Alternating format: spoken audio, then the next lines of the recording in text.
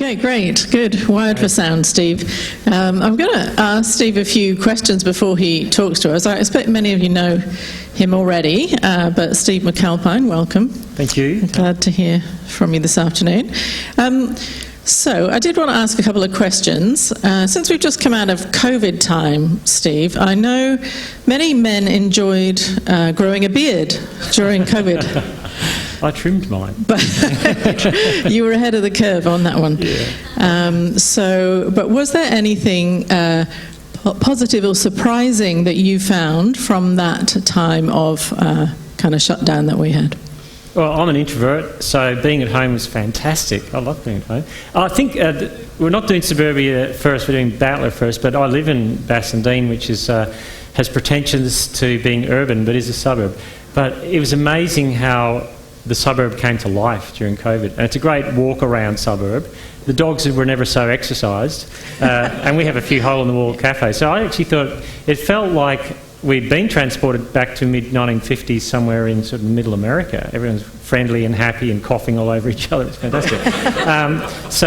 I actually like that aspect of it, just that how life came into our suburb a bit more. That's probably different to far-flung out suburbs, but Bassendean was an old suburb with a village centre, and that got left behind a bit for a few decades, but it's reinvented, and COVID showed that it actually is it works good as a little hub, so it was fun. Yeah.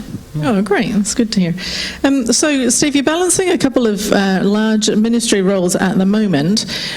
So can you tell us what they are and why you think they're worth investing your time and energy in? Yeah, I work two roles at the moment, part-time for Third Space, which is an offshoot of City Bible Forum, which I work for nationally. And Third Space is really, well, it's about creating the third space, a place where Christians and non-Christians can have a conversation about Jesus, and churches and groups and schools, what is your third space? So we think, like, educationally, Christian schools are a good third space. Maybe most Christian schools in Perth have 85% non-Christian students. It's a good place to have conversation or bring Christians and non-Christians together. Churches can figure out what their own third space is. A place could be the church itself. It's not that it doesn't have to be the church building. So it's about how do we do, I guess, cultural evangelism in this moment when it's hostile. It's never more hostile, one thing we're talking about, but never more open at the same time. How do you hold those two things in tension? That people are open to the gospel, but there is a hostility that is quite searing in especially social media, public square, that makes us feel a little bit retreating from that. The other role is I'm back helping Providence Midland, which is affiliated to Providence City, and doing that a couple of days a week. And a part of the reason I like both of those is that I didn't want to, have on my tombstone thought leader. I actually wanted to do the job of actually being involved in ministry and, telling people about Jesus, encouraging them and discipling them, crying, laughing, all those sorts of things with people. So I didn't want to just be, because I like that aspect of locking myself in my study and writing, but I don't think over time that would show you up and thin you out in one sense, ministry-wise, and I wanted to be involved. So I'm doing that just for the rest of this year at the moment, but I always wanted those two things held in tension, I think, and that when I write stuff on my blog and stuff like that, I want it to be informed, one to be informed by the other. Yeah, great, thank you. Can I pray for you before you speak to us today? Yeah, sure. So Steve's going to speak to us on battlers. Let's pray. Heavenly Father, we thank you for Steve. Thank you for the roles that you've given him and his passion for understanding the culture and putting those insights into practice in his ministry role. So we pray that you strengthen him and help him in doing that. And today, Lord, as we hear from him, please help him to speak faithfully and clearly as he addresses us, and help us to see where you would have us put those things into practice. For Jesus' sake. Amen. Amen. Thanks. Rory, that was great. It was so good. A little bit of me died. Just thought I'd say that.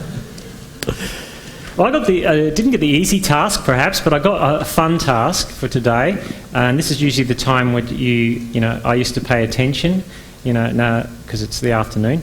Now, just think, that's a slogan. Here's a story. I used to pay attention again. So start paying attention again. Okay. But what I'm doing is, and it was a great task that Tim gave to me, it's only half an hour each, just to have a quick, brief window into 3 church expressions, in a Battler church, an urban church and a suburban church. And I thought that's a great way to engage with this, and there's obviously workshops that are going to deal with those, with pastors from those churches. But what does it look like on the ground? And what Rory said this morning about theologians and etc., philosophers are into idealism, ideas change things. Well, pastors know that ideas change things, but ideas not grounded don't change things. And that's what pastoral ministry is about. It's grounding those ideas in the lives of people and things like that. So what I want to do is have a look at a Battler church, and then a suburban church, and then urban church. And I've chosen, which way am I pointing this? Yeah. 3 churches around Perth to do that with, and one of them is Byford Baptist. I'm going to ask Don Warner to come up here as an example of a Battler.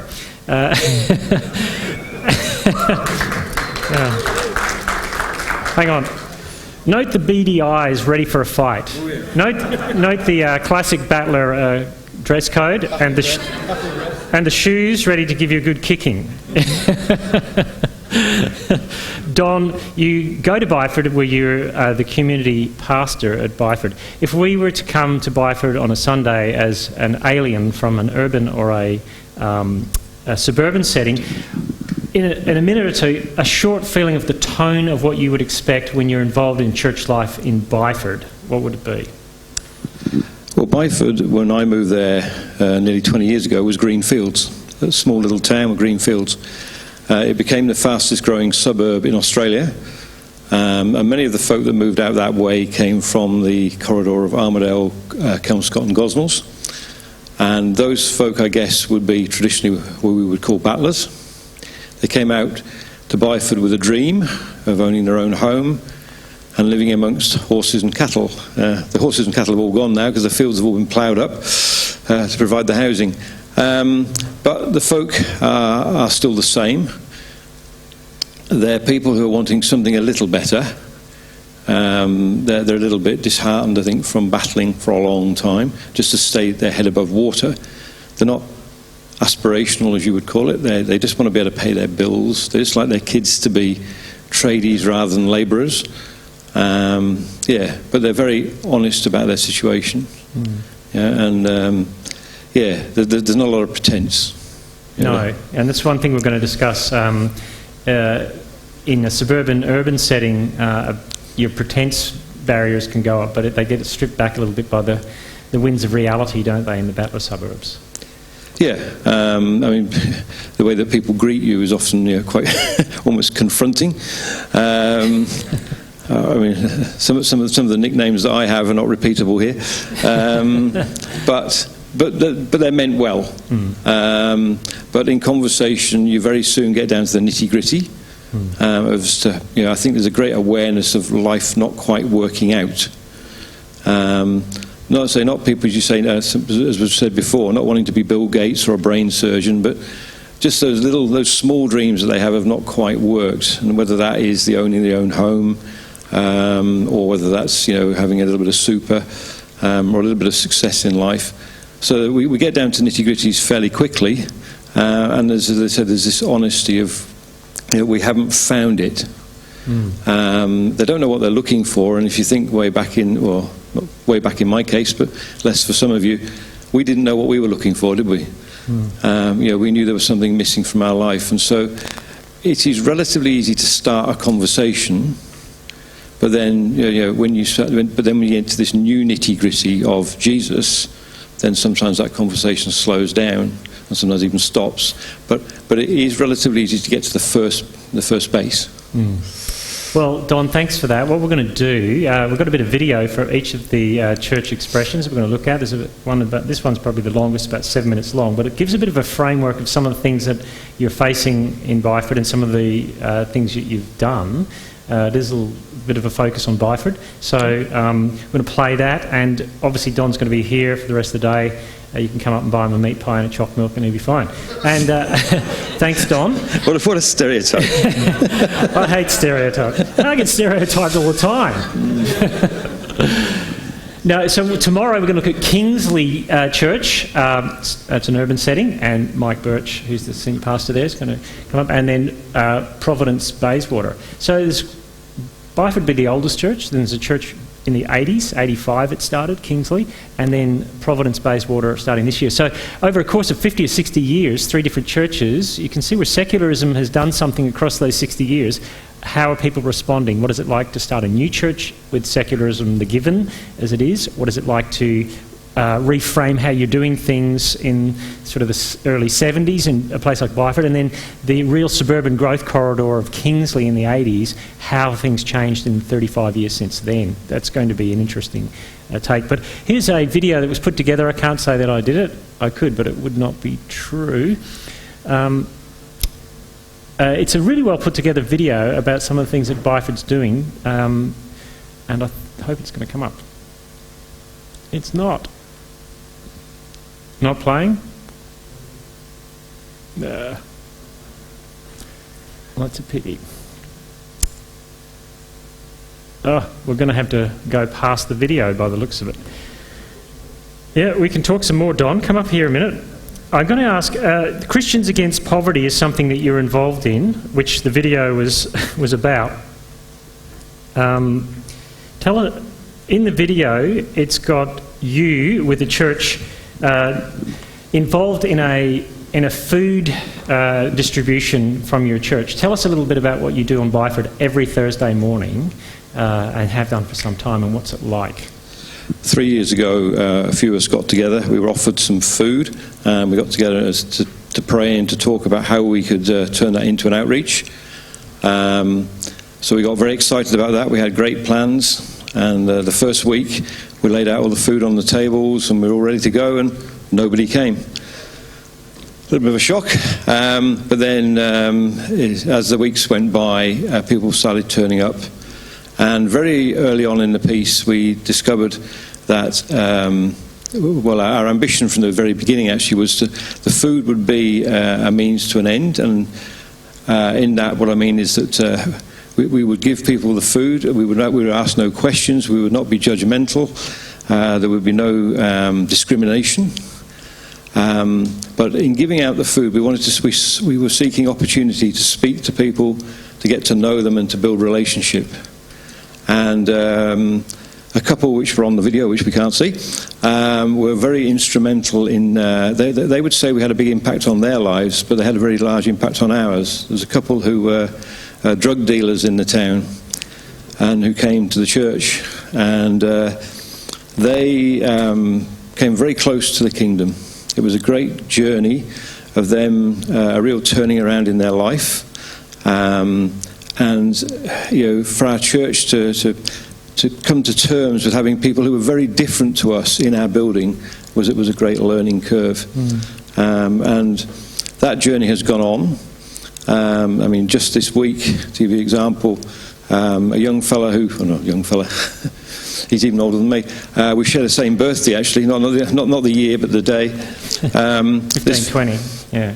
Yeah, this guy came to our church, and all he could talk about was his abuse at the hands of the Catholic Church. And he didn't even really want to come in the building. And we spent some time with him, and there's a motley crew that he shared a house with. And through just spending time with them and developing this relationship, and it was quite confronting. We would go to their place, they would come to ours, and this relationship developed. And we had the opportunity to talk of Jesus, and initially he pushed it back. But then one Saturday we invited them to church, and I will never forget, the first couple of songs, he's there and he's really sort of angry. His arms are folded. He's got this look on his face. But then in the third song, something happened, and joy came into Peter's life, and the journey then continued. And Peter gave his heart to the Lord a little while back in our grotty kitchen and our little Baptist church. And only was it yesterday, I think the day before, I'm talking to him, and he's still going to the tribunals about what happened to him in his past. And he's there, and he's encouraging other people to come along to church to find out about Jesus. So those are some of the stories which are just so encouraging. Yeah. Look, I'll leave it at that, but we'll make sure people can get to see the video at some stage. Okay, Put it up. no problem. But I called this the Church of the Ashtray. I don't know if we've got our PowerPoint back up. But why I called it the Church of the Ashtray was there's a photograph of Don painting tins of empty tins, tomato tins, red, filling them with sand and putting them out the front doors and the side doors of his church. Of the church, because people are coming from the community who want to. I thought Don might have nicked out for a quiet durry out there himself there, but there we go. Generally, a mix to help families who are struggling. We've been doing this for about 3 years now, and normally in the normal run of events, we would be providing about 50 or 60 families with a box of groceries. But in the last few weeks, in the coronavirus sort of period, we've seen about 140, 150 families coming through. So the need has grown greatly. Maybe we'll leave the video. Got it. Been stripped away, so they can actually have the basic foodstuffs to make a meal for themselves. But I think also it's very encouraging for a lot of people when they come here. They say thank you for being here. You know, it felt like the world was shutting down. So there's a real, I think there's a sort of psychological side to it. There's a help is here. Hi, my name's Leslie Driscoll and I've been helping out at Life Baptist Church food market for 3 years and I really love it. It's also a great time to have camaraderie with the people that come along, and some of them have been actually people that have had parcels and now enjoy helping out, so it's a great time. I'd like to say to all of our volunteers a big thank you. They don't have to do this, it's something they choose to do. And in turning out and doing this hard work, they are helping our community. And I'd also like to thank our donors. We have many people who donate. We have private individuals who donate. We also have Coles, Woolies, IGA, Aldi, and the Shire and Bendigo Bank. They've all joined in at this time, so we're very thankful for them too. Well, that's the short version of the video that we're up on. We'll be able to get to you later. So we'll go to the next slide. Yeah. So I put a picture of Serpentine, Jarrahdale up there to show you the size. It's a big area. If you're thinking suburbs and you're thinking urban areas, your reach in a Battler area it can be small, but it can actually be quite large. And this is true too when we lived in the top of Swan View, where Swan View is. There's a disparity because that whole area there there's a whole area there where there's landed gentry. There's 5 to 10 acres with horses. There are people with horses in those areas. They just don't happen to be the people that are living in those bits at the moment. So you get this disparity. So if you're looking at the what are the demographics and what is the average pay, you're going to get, well, the average pay doesn't look too bad until you go, what does that actually mean and who's actually getting that money? So you're going to get a huge disparity like you do in some of the Battler areas, especially on the fringes of Perth, because you're going to get the horsey set who go into the city in a good, four-wheel drive SUV every day to do their job and come back to escape out there. You get that in the hills as well, all the hills around Perth, and you get other people whose whole live, move and have their being in that little patch, and they catch the train, so the Midland line and the Armidale line. You think about the end of those lines. It's when people are living out at the end of those lines, that's where you're going to find people who are in more of the Battler areas. So it's a large area, the area that we're talking about, and so that means very few people per kilometre. If you think that Manhattan has something like 11,000 people per square kilometre, massive amount of people, and what an urban area like that means, and what it meant for COVID, because we're going to touch a little bit on one of the disruptors of this year, or the disruptor has been COVID. How has it affected each of these church settings? Now, go to the next one. There's Don doing his tins that he paints. So what Don noticed is that people will come to church through things like the food market that they ran, getting to know people in relationship. And what I noticed when I went to visit at the food market was that I felt vastly overdressed.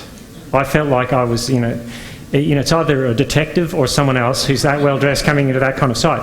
And I didn't actually leave the house feeling vastly overdressed, but when I got there I felt a little bit of shame that I felt way overdressed for what was going on at that time. And you get this interphase of people in the church. Often the people in the church who attend the church are because of the upward pull that Rory was talking about, probably the best educated people in the area who know how to do stuff. And Don knows how to do stuff. He runs a business in the area, is well known in the area. And so if you're living in the Butler area and you're struggling, you come to church, you're coming in lower down looking up. Right? That is, I can't overestimate how different that is when you're planning a church in an urban area, which we're going to talk about tomorrow. And it's not just sociological, it's the moral issue. Many people living in urban areas are going, how do we stop Christianity being seen as so bad? You got an urban area and people are coming to church feeling a sense of shame. I used to go to church, my life fell apart, etc. So what happened with the food distribution thing is it became a great conduit for people to have conversations who were very open about how broken their lives were. And they'd turn up to church and Don is sitting there painting tins red, fill in sand to put them in to the outside the church so that people can go and have a cigarette outside, put in the tin. Now, can you imagine, this is a church that was 1968-ish, there's someone who's, church lady who's been there 30 or 40 years, and someone comes in and they're swearing and they're taking photos, and as Don has shown me some of the text messages that they were sending to their friends, you wouldn't believe where I am at the moment. Church. And that disparity is something that you've got to be able to deal with in those kind of settings. Very broken situations coming into situations where people have maybe lived in the area and still live in the area and aren't wealthy, but the upward drag of the moral framework of the gospel has pulled them away culturally from this crowd over here. So going to an urban Butler area, and if you're going to work there, just don't take for granted. There's a huge gap in thinking. And one of the things that we often think is that, and this is true of working class and middle class, that people think, well, working class people just want to be middle class people. That is not true. That is not true.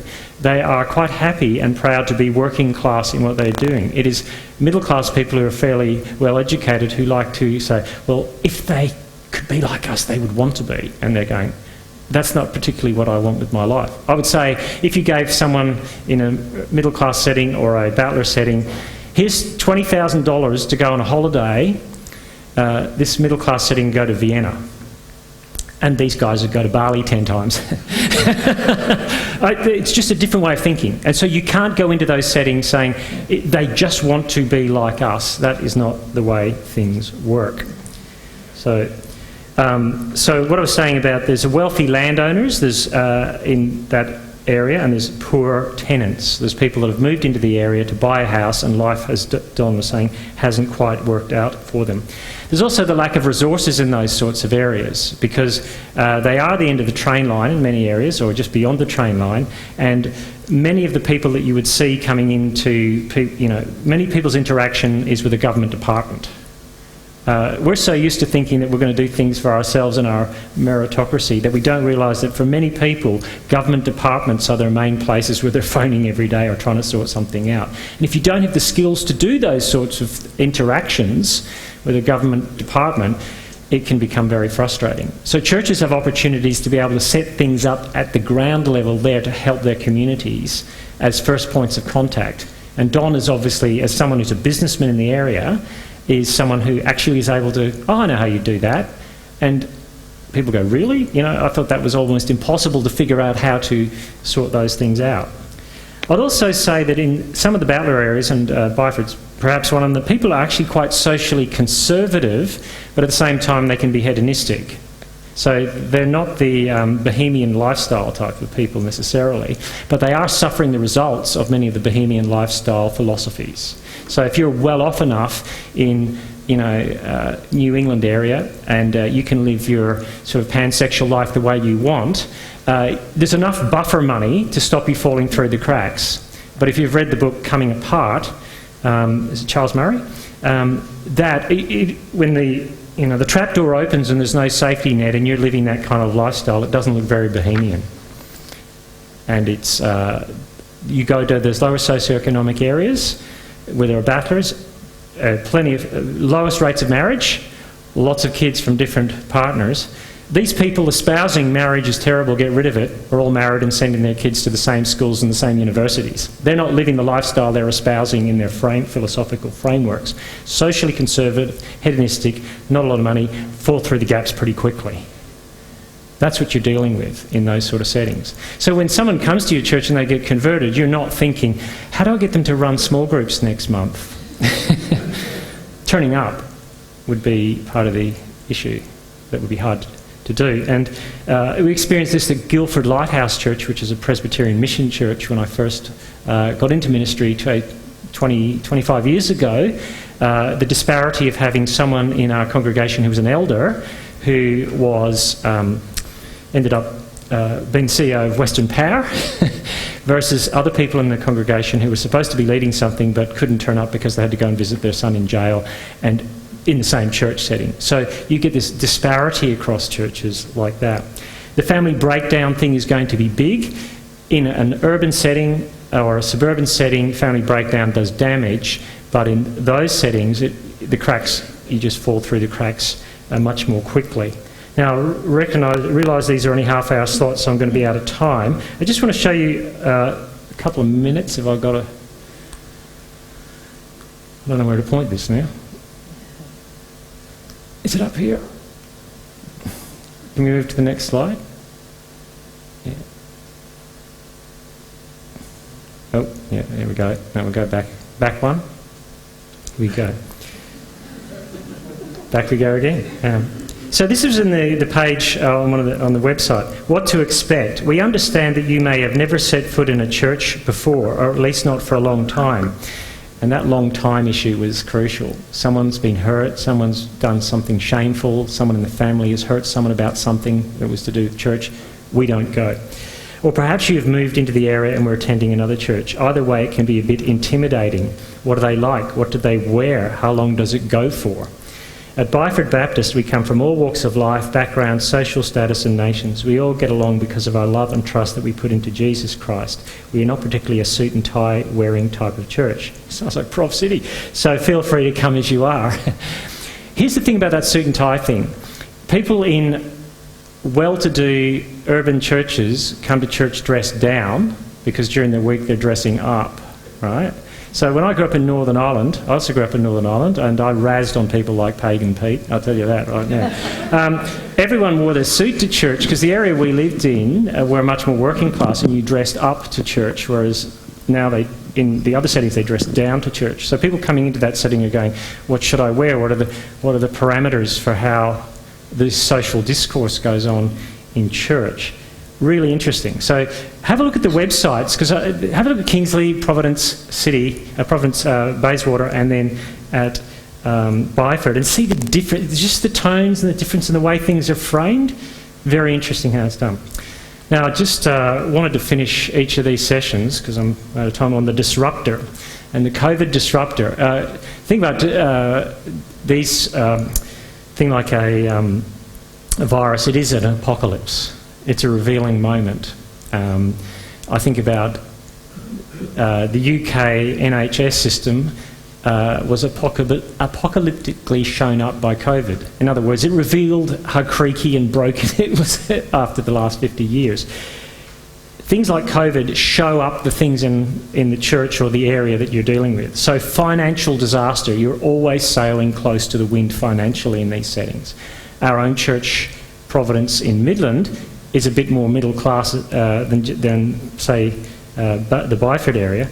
But our giving went up. You wouldn't expect giving to go up in a more difficult battler area. But there's financial disaster going on. There's loss of contact points for lonely people. It's already a stretched environment relationally. There's already a lot of lonely people out there. And if on Thursdays they go to Don's church to get food, and they can't do that suddenly because they're housebound, that could be their only point of contact with someone who's going to smile and ask them how they are, who isn't paid to do it. And I sometimes sit on the train going out on the Midland Line when I was living out in Swan View, and some crazy guy would start talking to me on the train and I would start talking to him just because I might be the only person not paid to have contact with him. Think about that in your, I'm just too overwhelmed with people lives. Some people are underwhelmed in that sense. So social problems get exacerbated. Domestic violence issues spring to the surface. They're in every context, there's no doubt about that. But in battler areas, those things come, there's a lot of pressure, but also great opportunity. If you can show, like Byford's doing, in the way, how many tonnes of food do you hand out on a Thursday, Don? 3 and 4 tonnes of food on a Thursday. See, the community there, Aldi, the Shire, the Mayor, don't look at Byford Baptist Church as those crazy cult Christians who are into some sort of ancient morality. They see them as an integral part of the community, and that's the way they see them as people who are going to be the social glue for a section of the community that they're struggling with. That's crucial to understanding the kind of battler suburb. If you go into a battler suburb, you're going to have that expectation that it's going to be like that, and that you can't go in and just expect, it's going to be like an urban setting, and in a couple of years we'll just be able to run church like it does in an urban or a social setting. Apart from my technology blowing up there, that's really because I've only got half an hour snapshot, but what you're going to get in the workshops is people from those kind of churches explaining and chatting about how you do preaching in that setting and other things like that. So tomorrow we're going to look at Kingsley, and Mike's over here, so you can have a chat with him as well, from Kingsley Church of Christ, and then Paul Young, who's at the back there, will be looking at an urban church setting. Good questions to have. If you've got questions to ask them, I'm sure they'll be pleased to hear them, and I'm going to provide all these slides anyway, so if people want them, they can have them, and the videos are available as well. So hopefully the video technology will work tomorrow. Thanks, Tony.